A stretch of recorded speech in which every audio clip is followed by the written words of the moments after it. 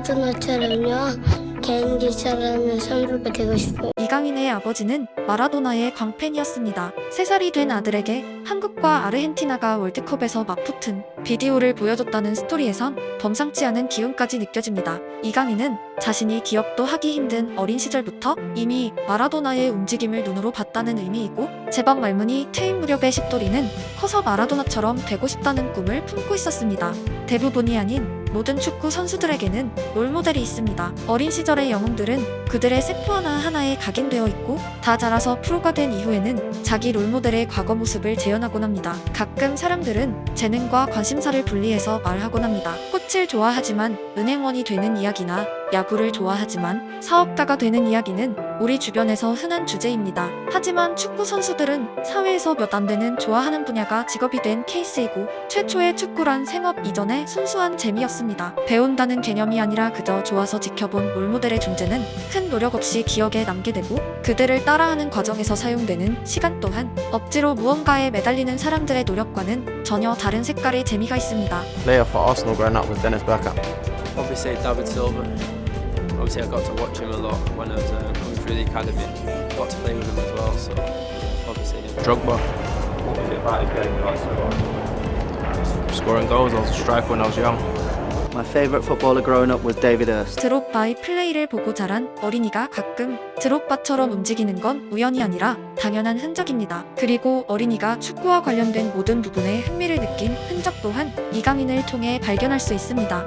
슛 공은 나의 친구 공만 있으면 난 외롭지 않아. 클립이 재밌는 이유는 해당 노래가 사용된 애니메이션은 바로 축구왕 슛돌이입니다. 이강인이 출연한 KBS 프로그램의 제목 슛돌이는 만화 영화 축구왕 슛돌이에서 차용된 단어입니다. 그리고 해당 애니메이션의 마지막 TV 중계는 1997년이었습니다. 즉 이강인은 자신이 태어나기도 전에 방영되었던 만화 영화를 비디오로 시청했다는 의미이고, 그의 유년 시절 일상에는 정말 축구만이 가득했다는 것을 알 수 있습니다. 낮에는 태권도장에서 축구를 했다는 이강인이 만화 영화마저 슛돌이를 시청하는 것은 영어를 배우는 아이가 저녁에는 영어 애니를 시청한다는 의미이고, 그의 직업이 축구가 된 것이 다른 모든 이유를 떠나 아이의 입장에서 천만다행인 가장 중요한 지점입니다. 축구에 미친 꼬마 이강인이 왼발을 사용하게 된 것은 필연적이었고, 그의 움직임은 유년 시절부터 머리에 가장 많이 남은 흔적 마라도나를 닮아 있었습니다. 누구도 의도하지 않았지만 그의 신장은 174cm까지 자라서 멈추었고, 피지컬적으로도 마라도나의 플레이를 흉내내기에 적합한 상태가 되었습니다.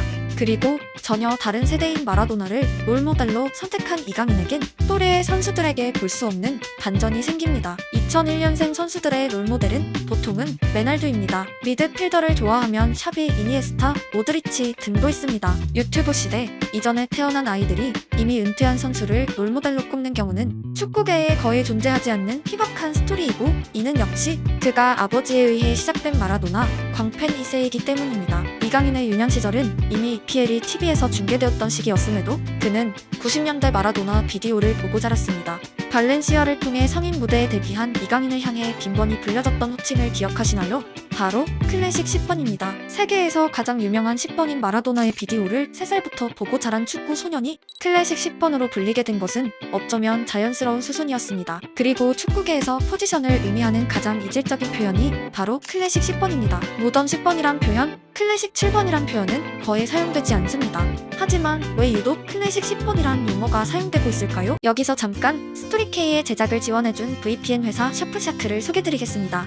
VPN을 사용하면 유튜브, 넷플릭스, 구글 등에서 한국 거주자에게는 접속이 막혀있는 축구를 포함한 다양한 정보와 컨텐츠를 볼 수 있어 많은 유튜브 운영자들이 VPN을 활용하고 있습니다. 영상의 설명란에 있는 링크를 타고 들어가 서프샤크에서 스토리K 코드를 입력하면 오직 서프샤크에서만 제공하는 24개월 구독 시 3개월 추가 이용 혜택까지 제공하며 처음 30일 기간 동안은 100% 환불이 보장되므로 직접 체험해보시는 건 어떨까요? 클래식 10번의 이면에는 거대한 두 가지 의미가 내포되어 있습니다. 첫 번째는 낭만입니다. 그 단어에는 축구 축구의 아름다움이 함축되어 있고 마라도나의 영광이 포함되어 있으며 다른 어떤 포지션과도 차별되는 창의성이 담겨 있습니다. 영광의 10번을 등에 짊어진 사람들에는 축구를 단순한 운동을 넘어 예술의 경지로 올린 선수들이 대거 포함되어 있습니다. 현 시점 우리에게 그들은 과거의 10번이지만 그들이 뛰던 그 당시에는 현대적인 10번이었습니다. 그들은 과거의 축구에 나타난 신인류였기 때문입니다.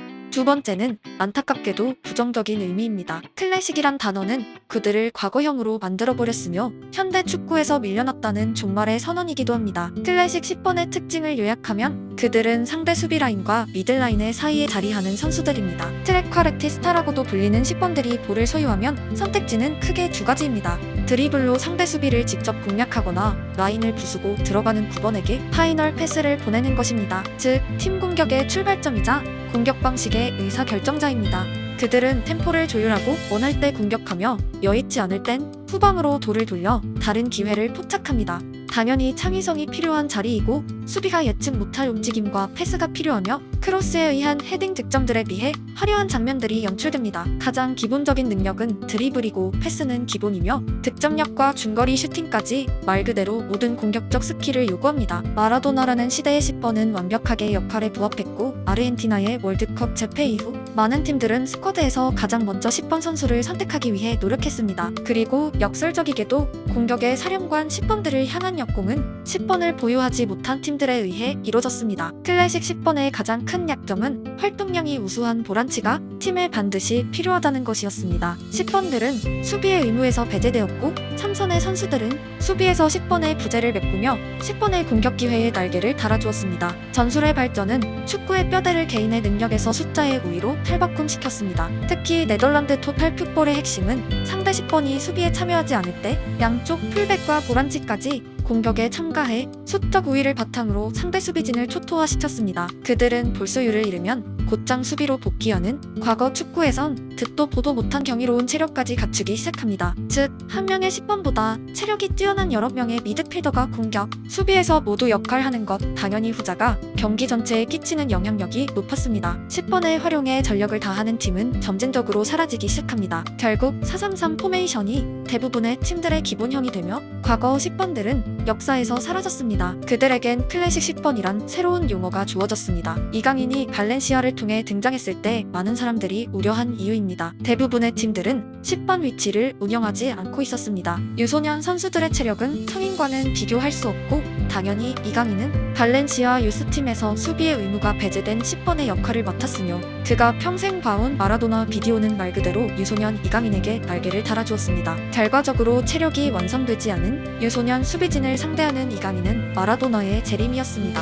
여기서 한 가지 의문이 생깁니다. 축구의 아름다움을 담당했던 10번은 정말 사라진 포지션일까요? 아닙니다. 맨시티의 예시를 든다면 포메이션에서 그들은 10번이 없는 것처럼 보입니다. 다만 경기 중 맨시티에선 케빈이 10번이 되고 포든이 10번이 되며 그릴리시가 10번이 되기도 합니다. 즉, 과거 10번의 역할이 공격 대부분의 선수에게 흩어져 있다는 의미입니다. 플레이 메이킹이 중앙이 아니라 측면에서도 이뤄진다는 의미이고 파리의 좌측에서 출발한 네이마르의 플레이 또한 좋은 예시입니다. 클래식 10번은 사라졌지만 그들의 공격력은 현대 축구 전체에 이식되었습니다. 과거와의 차이가 있다면 그들은 더 이상 수비의 역할에서도 배제되지 않으며 마라도나 시대에는 존재하지 않던 초인적인 활동량이 요구되고 있습니다. 마치 스포츠 과학의 발달에 따라 100m 육상 선수들의 기록이 점점 단축되어 왔듯 축구계에서 인간이 육체적으로 가장 경쾌하게 발전한 수치가 바로 체력입니다. 지단이 스스로 지금 태어났으면 축구로 성공하지 못했을 거라 말한 이유도 체력이었습니다. 이강인이 태어나자마자 지켜본 마라도나 비디오는 결코 이미 끝난 유행가가 아닙니다. 여전히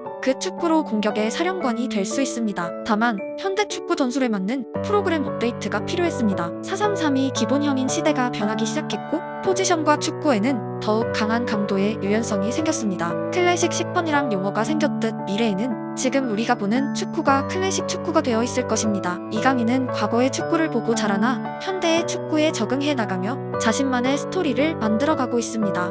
그 과정은 현대 축구에서 재창조되고 있는 새로운 10번의 여정이기도 합니다. 마라도나를 롤모델로 꼽은 흔치 않은 2001년생의 성장기가 더욱 유별나고도 재밌는 이유입니다. 그 모든 여정이 축복받은 이유에는 결국 영상 초반부의 내용이 다시 한번 언급됩니다. 축구왕 슛돌이를 보고 자란 축구에 미친 꼬맹이가 현대 축구에서 살아남기 위해, 성공하기 위해, 위대해지기 위해 기울이는 하루하루의 노력들이 얼마나 재밌을까요? 그 시간들이 결코 고통일 수 없는 이유입니다. 제 영상들에서 가장 많이 언급된 주제가 오늘도 다시 한번 차용되었습니다. 여러분은 무엇을 좋아하시나요? 여러분의 하루하루가 뼈를 깎는 노력의 시간이 아니라 좋아하는 무언가에 빠져있는 즐거움이길 소망합니다.